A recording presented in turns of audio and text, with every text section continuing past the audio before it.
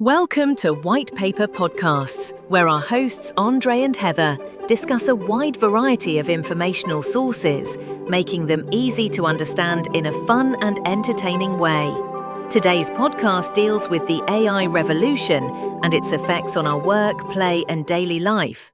Welcome to the deep dive. You know, I was thinking about Carl Sagan, the astronomer. Back in '95, he wrote this book, The Demon-Haunted World. Oh, yeah, I remember that one. Pretty insightful. Right, and he had this prediction, almost a prophecy, about the U.S. losing its manufacturing industries, basically saying we'd outsource everything. And the impact that would have, it felt pretty stark then. It really did. And honestly, it feels, well, maybe even more relevant now, doesn't it, with this huge tech shift happening? Which brings us to today's deep dive.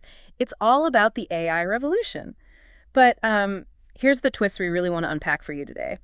AI is about to get physical. Exactly. We've seen AI dominate the digital world, reading, writing, images, chat, the whole knowledge economy, bits and bytes. It listens to you, sees your face, knows where you are. But now it's moving into the world of atoms, photons, 3 dimensions, real space.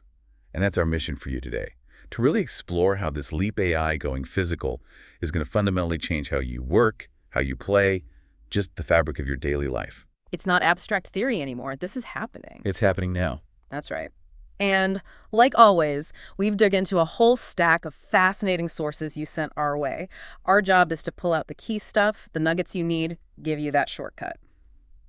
Okay, so let's unpack this. We all kind of live with digital AI now, don't we? Smart speakers, face unlock on your phone, those chatbots. Yeah, it's pretty much everywhere in the knowledge economy. And it's disrupting jobs there already. Writing, accounting, legal stuff, even like equity research. Definitely seeing that. But what's really fascinating, the big shift now, is AI moving beyond just information. It's getting physical. We need to talk about motility. Motility. Okay, like movement? Exactly. An organism's ability to move on its own.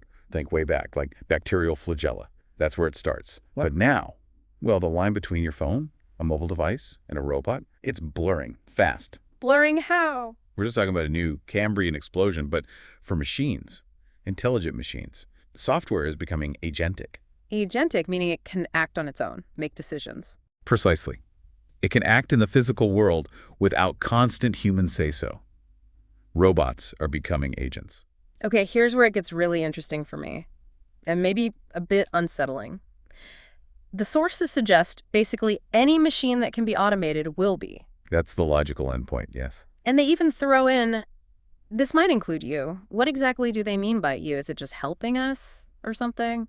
More. Well, it's probably less about replacement right away and more about intelligent co-pilots for tasks. Yeah, but maybe even for thinking, for decision-making. So AI handles the boring stuff, frees us up. Could be. Or it could just fundamentally change what work even means for some people. But think about the core idea. If you can solve autonomy for cars, driving in complex cities. Then you can pretty much solve it for anything else that moves. Forklifts, drones, you name it. Exactly. The car problem is incredibly hard. Solve that, and the rest follows. And history shows these big changes can happen incredibly fast. Think about Thomas Edison, New Year's Eve, 1879. He shows off the light bulb. Right. People are like, great, but who can afford electricity? And Edison, he says, we'll make electricity so cheap only the rich will burn candles. Wow. And he was right. Totally. Or get this, Fifth Avenue, New York. Easter Sunday, 1900. It's all horses and carriages. Just 13 years later, 1913, same spot. You barely find a horse. It's all cars. 13 years? That's insane. That's the speed of transformation we're talking about. Yeah. Or think about Leonardo da Vinci sketching flying machines in the 1400s. Yeah. Wild ideas. Centuries ahead of his time. Then a boom, 1903, Wright brothers. Flight happens. Huge leap.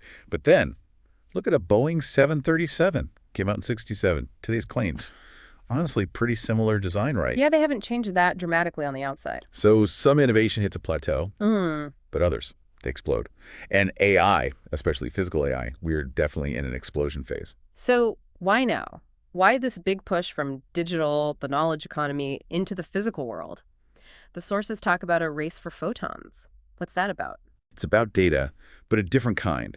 Once everyone can access huge computing power, and the digital text and images are, largely captured. How do AI models get an edge? They need something new. They need the physical world. They need real-world visual data, photons. Think of it like the new oil. If you have a unique stream of real-world vision data, that's your competitive moat. You can't train a robot to interact with the world without seeing the world. Okay, so visual data is the key differentiator. It really is, and there's this great analogy on the sources. The fat tuna. Imagine a big, valuable bluefin tuna just offshore, but you don't have a boat, no gear. Right, it's worthless to me. Can't catch it. Zero value. Now, give yourself a boat, tackle, fancy fish finder. Suddenly that same tuna, well, one sold for over $3 million back in 2019. So the tools to capture and use the data unlock the value. Exactly. The world's visual data is like that tuna, worth nothing if you can't collect and process it. But with the tools to process yottaflops of visual data, these incredible scales of computation. Yottaflops. That sounds like a lot. Trillions of calculations per second. It lets us make sense of incredibly complex visual scenes. Suddenly that data is worth, well, potentially trillions. In biology, nature, it figured out efficiency ages ago. Look at a fruit fly, Drosophila. Tiny brain like a poppy seed. Okay. But it flies incredibly well, how? Scientists think it's those huge compound eyes, hundreds of tiny lenses in each eye. They act like mini computers pre-processing the visual info before it even gets to the tiny brain. So the sensors themselves are doing some of the computing super efficiently. Millions of years of evolution optimizing that hardware. Now, if nature took millions of years, how are companies like Tesla or Google doing this so fast? Good question. How are they? Simulation. That's the key accelerator. Okay, but before we get to simulation, let's ground this. What does this mean for you, the listener? How does physical AI actually show up in your day-to-day? Let's start with something really common. Driving, commuting. Have you been in a Waymo yet? Not yet, but I see them around sometimes. They're popping up more and more. San Francisco, LA, Phoenix, Austin now, the forecast.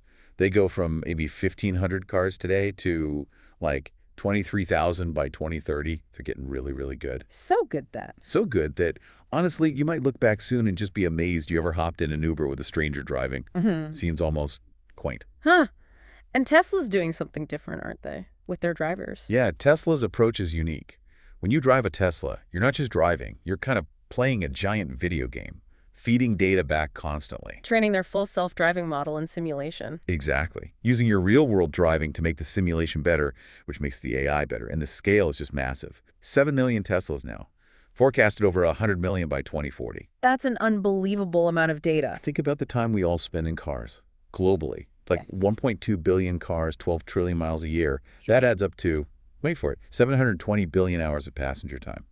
Every single year. 720 billion hours. That's like 82 million years of human time, annually. Imagine unlocking that time and making roads safer too. Traffic deaths are actually rising right now.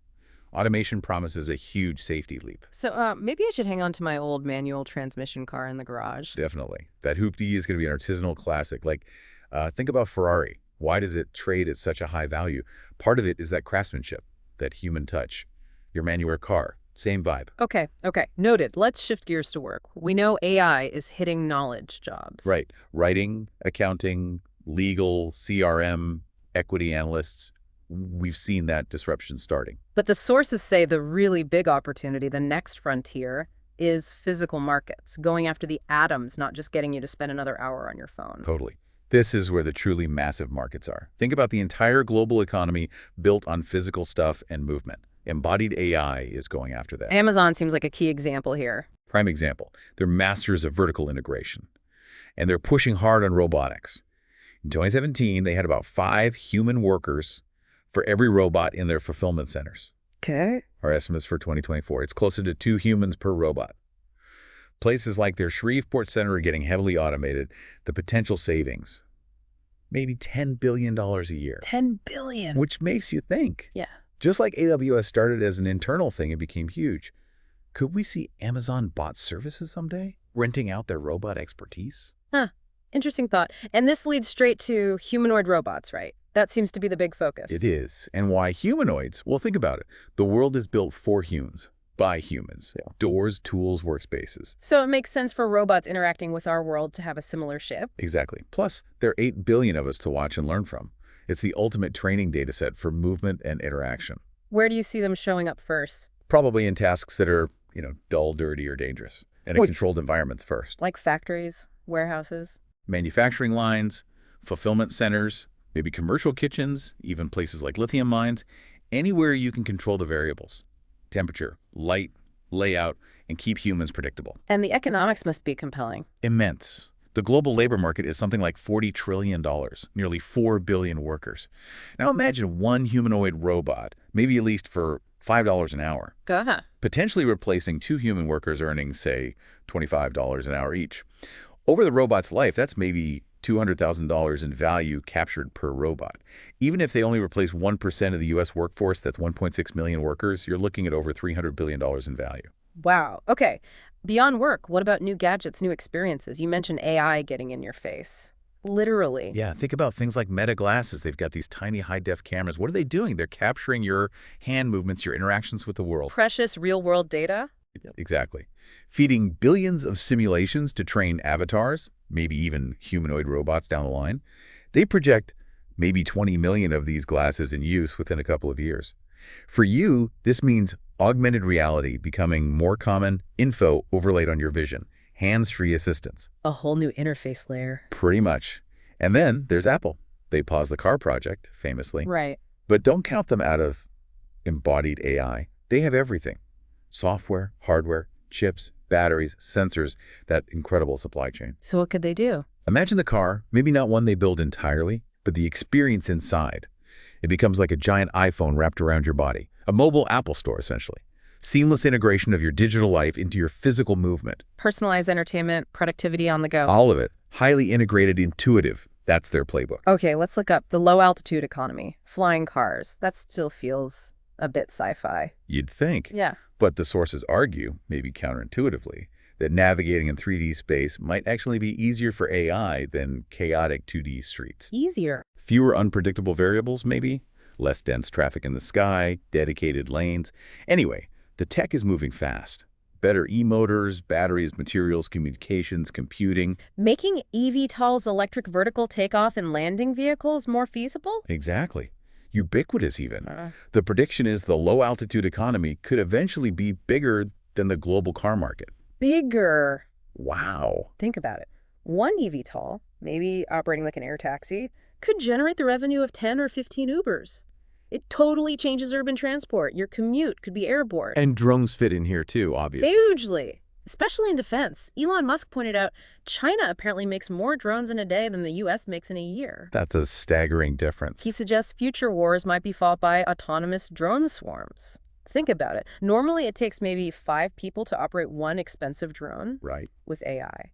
One person might operate 100 cheap, attritable drones, meaning they're designed to be lost working together in a swarm. That's asymmetric warfare. It changes the whole defense calculation. Okay, so this progress is happening incredibly fast. How? You mentioned simulation earlier. Right. Simulation is the secret sauce. Robots basically dream in these hyper-realistic digital twins. Digital twins, like a perfect copy of the real world. Exactly. Complete with physics engines, gravity, friction, light, everything behaves like it should. They can run billions, maybe trillions of scenarios in there. So they're learning from mistakes digitally super fast. It's like compressing evolution. Simulating billions, or get this, septillions of years of Darwinian trial and error into just a few days.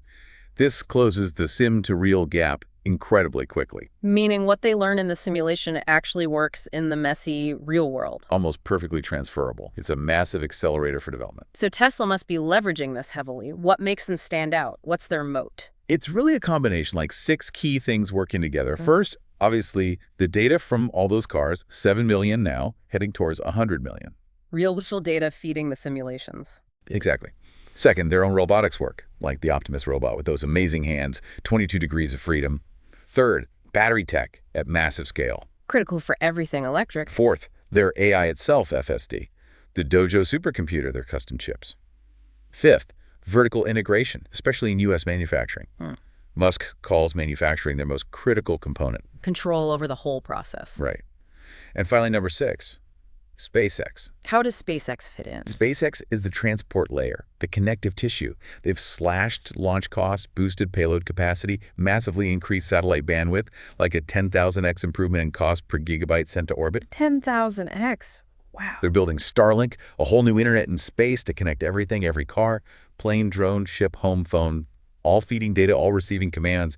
It's the essential infrastructure for global embodied AI. It reminds me of that story about Elijah Otis and the safety elevator back in the 1850s. Yeah, how so? Well, people back then probably couldn't imagine how a simple safety brake on an elevator would completely change architecture, enable skyscrapers, reshape cities. Ah, I see. So a reusable rocket. Is like the elevator to space.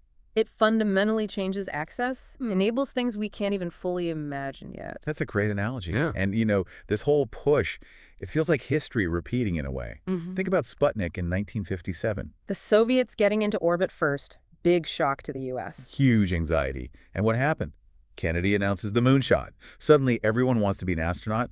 Math and science proficiency goes through the roof. The Apollo program effect. Exactly. And today, that competition, particularly with China, it's reawakening that same kind of Apollo spirit, pushing innovation in AI, cyber, space, robotics, quantum. It's a powerful driver. Okay, so let's loop back to where we started. Carl Sagan, 1995, worried about U.S. manufacturing decline. Right. His prophecy. Well, this intersection of AI and the physical world, embodied AI, it actually offers a chance to maybe not disprove, but rewrite that ending. We're seeing a reindustrialization, but a new kind, smart, autonomous manufacturing. Happening globally, but potentially bringing advanced manufacturing back on shore, too. Absolutely. These next 5-10 years, honestly, history books are going to be written about this period, the impact on markets, geopolitics, just how we live. It's going to be profound. Which leaves us and you with a pretty big question to ponder, doesn't it? It really does. As machines learn to move, act, interact, even maybe dream in simulation in ways that mirror us, what does it really mean to stay human in that world? A lot to think about. Definitely something to mull over. Thank you for joining us on this Steam Dive.